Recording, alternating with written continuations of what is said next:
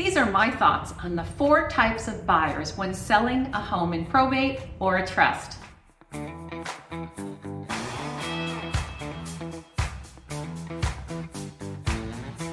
Hi, I'm Kim Ward. I am a certified probate real estate advisor and broker of Horizon Real Estate's Probate and Trust Help. Our team has been helping executors, administrators, and trustees for over 2 decades. You'll soon learn, if you don't already know, that California real estate, especially here in San Diego, I'm a little biased because I live here and love it here, it offers opportunities for buyers and sellers. Let's talk about probate.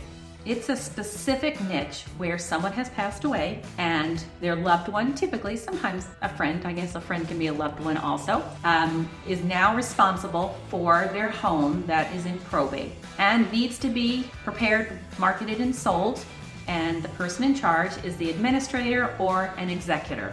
Probate sales are more complex than the traditional sale. We need to navigate some legal things, and the probate courts are somewhat involved in the sale.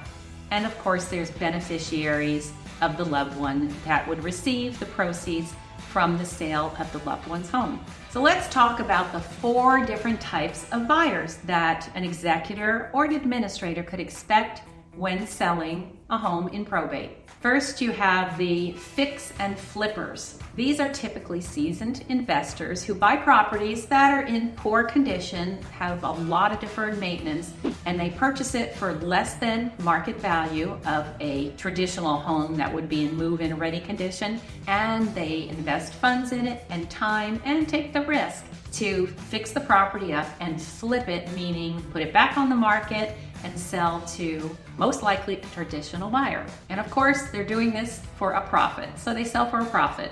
The next are cash buyers, which could also be fix and flippers. The cash buyers, they typically have an LLC, limited liability corporation, that has the funds to purchase probate homes or other homes that are in deferred maintenance condition that would need to be repaired, renovated to attract a traditional buyer. The good thing about cash buyers is there's typically no appraisal situation and they aren't getting a loan, so we don't need a mortgage approval. They like to think that they're hassle-free transactions, but that's not normally the case. There can be things that come up. Right now we're helping with a property in Ocean Beach that is in very poor condition, 6 units, and it was supposed to be a cash purchase, but they decided that they would get hard money loans. And that means that they're basically getting loans from a bunch of different sources in order to purchase the property. So you can imagine it has not been hassle-free,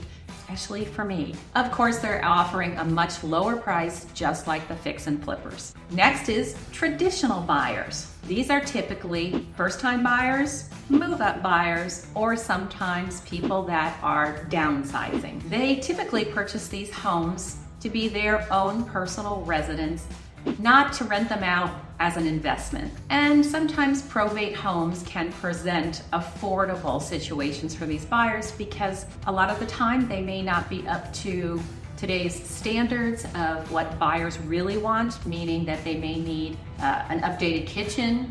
We have a home we're helping right now that has beautiful wallpaper in the primary bedroom, and the wallpaper matches the drapes and the valance. It's presenting a little 1980s when that style was what people wanted, but that home is selling to a traditional buyer who will bring in whatever help they need to remove the wallpaper and probably paint the walls more updated color.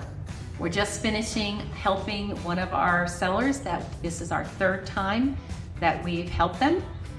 Their father had 2 investment properties that we helped with 2 years ago, and their father unfortunately passed away recently, and they asked for us to come in and help them to renovate their father's home, just like we did the 2 investment properties for them. Our team doesn't do this all the time, but we do have contractors that we can bring in to renovate a home, to bring it up to what today's buyers want to see. This particular home probably would have sold somewhere in the $800,000 range, but they had the funds in order to upgrade the property, including new kitchen and new baths, everything, new flooring, and the property sold for $1,050,000. So the family basically made an additional $150,000 by having trusted to us to help them renovate the home.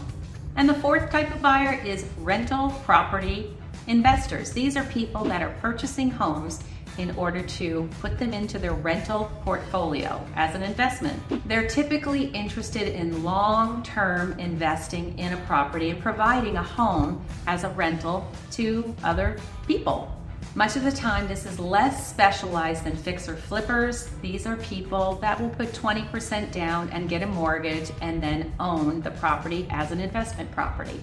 Obviously, each type of buyer has their own purpose for purchasing a home. The cash buyers, well, they benefit by having the cash. A lot of times they can out cash everybody else because much of the time we can get the same amount as a cash buyer as someone with a mortgage, and of course, time being of essence for selling a home in probate. It might make sense to pick the cash offer that's out competing someone that would have to get a loan and have an appraisal. So let's just talk quickly about strategies for success.